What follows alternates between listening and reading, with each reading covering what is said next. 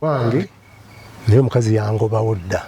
Bw'owulira emboozi ya Edward Damulira wamma ddala okakasa nti abaami bangi nabo batulugunyizibwa mu maka mu ngeri ey'enjawulo.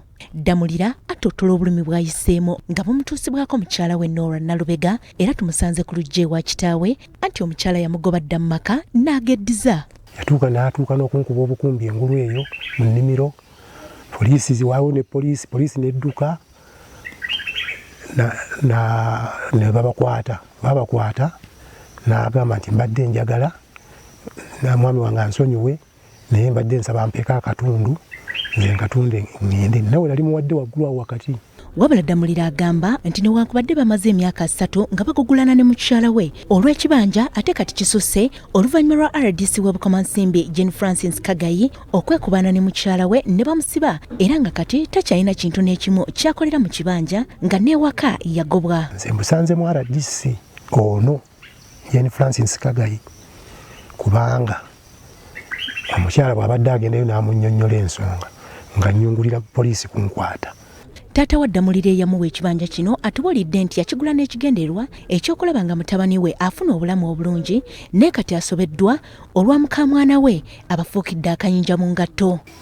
Kaali bw'amala kukimuwa oluvannyuma n'afuna gwabeera naye ne babeddira mu kibanja kyabwe nga tewali nsonga yonna kutuusa kati lwe batuusa ate okukaayana ne baŋŋamba nti ekibanja nti Damulira omukadde akimuggyako. Ssentebe w'ekyalo kino Antonia Tebesigwa ategeezezza nti ng'abakulembeze nga bali wamu ne famire baatula ne basalawo ku eka 8 omukyala atwaleko eka 2 wabula ate n'ekyasigalawo nakiremesa omwami we Damulira okukikozesa.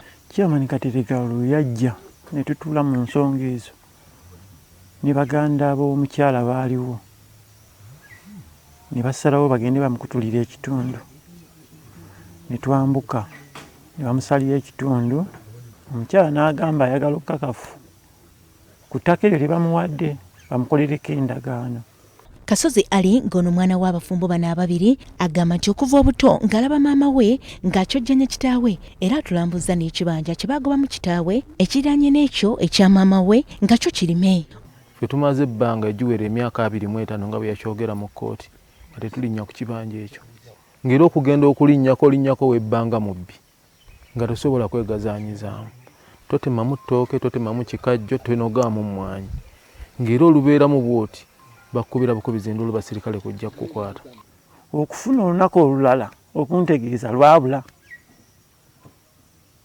naye ekyaddirira nalaba kunkwata. Omukyala Nora Nalubega ate yagadde kulabikira ku kamera zaffe nga tumufunidde ku lukomo lw'essimu agamba ekyamutwaza mu kkooti lwa lukwe lwa bba okwagala okutunda ekibanja kino nti era bba mwenzi atayisa sikaati. Myaka 67 nga nzira mwezi kamera zena bw'oli bw'oyagadde ajja kuleeta nga kkooti esse ku kibanja nga ne famire yonna weeri gw'olaba oyo alina abaana bangi naye ebintu byonna yabitunda byonna n'abimalawo akoko paka tutunuulidde nti abaana we wanaaba ewaabwe nze nina ewaffe naye alina ewaabwe kakati bba abaana be twateeka mu nsi ewaabwe yewa.